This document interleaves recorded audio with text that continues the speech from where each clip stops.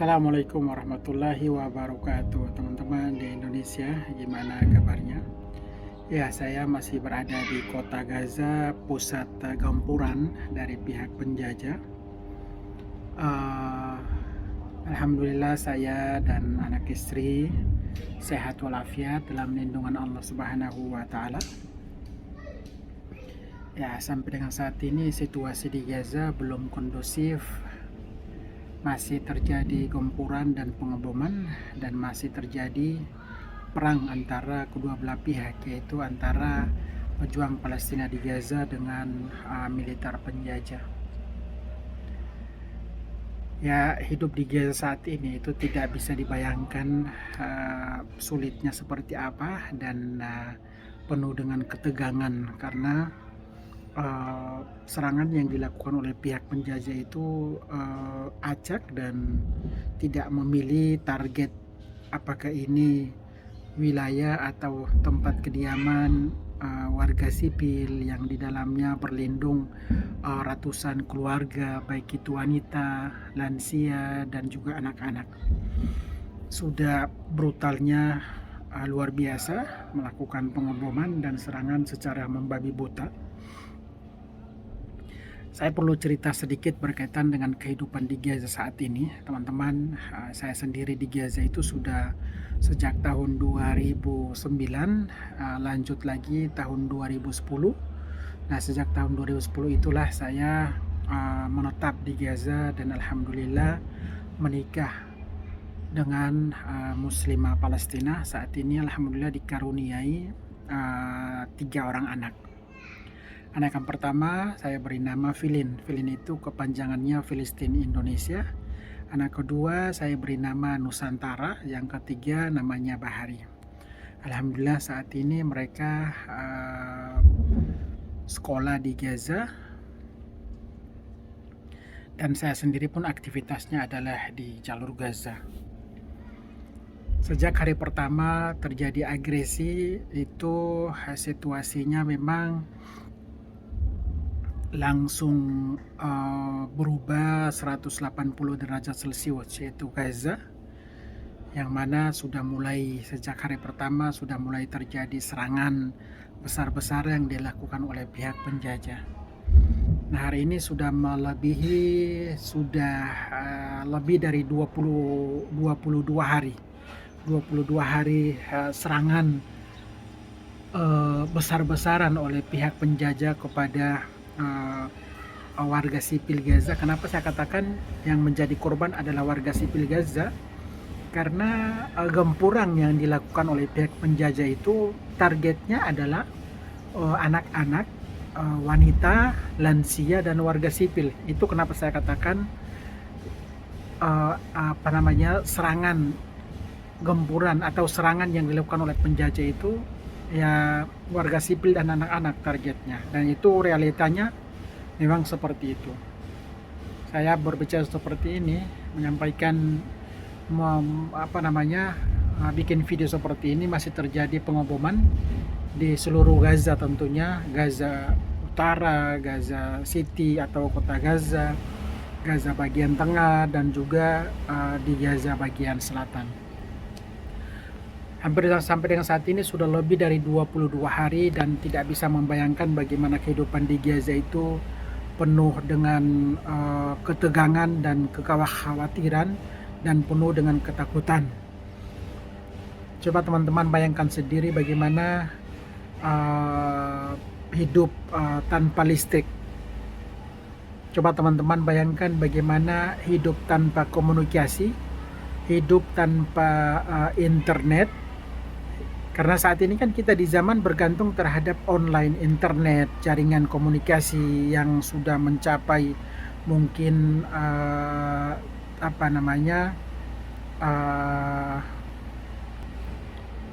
yang saat ini tentunya perkembangan zaman dengan berbagai jaringan internet itu sudah mencapai 4G, 4G, dan kekuatannya itu luar biasa. Nah, tetapi saat ini di Gaza teman-teman itu tanpa listrik, tanpa internet, tanpa komunikasi, tanpa air, tanpa makanan, tanpa solar, benar-benar lumpuh, dan seakan kembali ke zaman bahla, zaman dulu, yang mana nenek moyang kita itu hidup dengan menggunakan lampu templok atau lampu lentera, tanpa internet, tanpa komunikasi. Nah, saat ini yang dirasakan oleh warga Gaza itu ya seperti itu. Bahkan sampai untuk mendapatkan air minum pun sangat sulit. Tanpa komunikasi, tanpa jaringan internet karena sudah diputus oleh pihak penjajah. Nah, selama ini kehidupan warga Gaza itu bergantung terhadap perizinan atau pasokan yang dilakukan oleh pihak penjajah, seperti listrik itu mayoritasnya dari pihak penjajah, air mayoritasnya juga, obat-obatan sama bahan makanan masuk ke wilayah Gaza itu harus seizin dari pihak penjajah, karena kan kita tahu sendiri Gaza itu sudah lebih dari 17 tahun di bawah blokade kan, jadi ketergantungan sengaja agar supaya warga Gaza itu bergantung kepada pihak penjajah, sengaja disusahkan, sengaja dikrisiskan, sengaja dimiskinkan. Itu yang terjadi di jalur Gaza. Padahal kita zaman sekarang ini kan tanpa harus bergantung, kita bergantung atau negara tertentu merdeka, berdaulat, tidak tergantung terhadap pihak manapun yang di luar dari negara tersebut. Tapi di Gaza dan di Palestina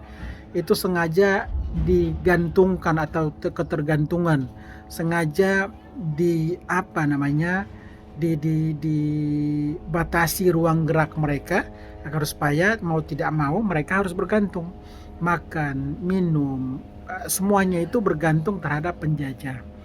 Dengan demikian saat ini di Gaza saya sendiri merasakan bagaimana hidup di Gaza ini benar-benar susah, benar-benar menegangkan, benar-benar menakutkan, dan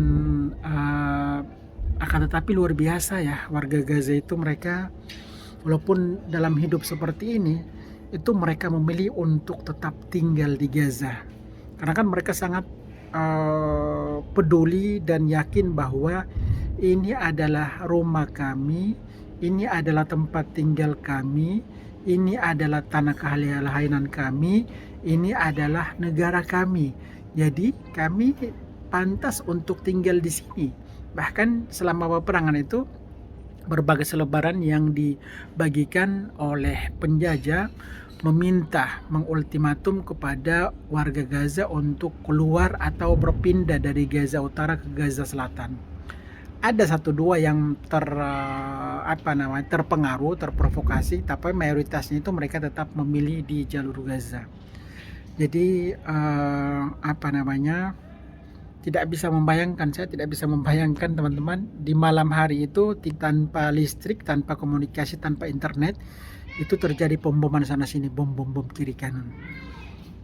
Tawakalnya luar biasa, ketegarannya luar biasa, keberaniannya luar biasa. Bahkan untuk di dunia saat ini saya belum pernah melihat bagaimana ketegaran, komitmen, dan keberanian dari warga atau masyarakatnya, kecuali di Palestina, khususnya di jalur Gaza. Ini luar biasa teman-teman, luar biasa, yang mana Allah Subhanahu wa Ta'ala yang menurunkan kiblat pertama Islam dunia adanya di Palestina. Dan satu paket teman-teman, juga menyediakan generasi tangguh. Coba kita bayangkan kalau generasinya tidak setangguh seperti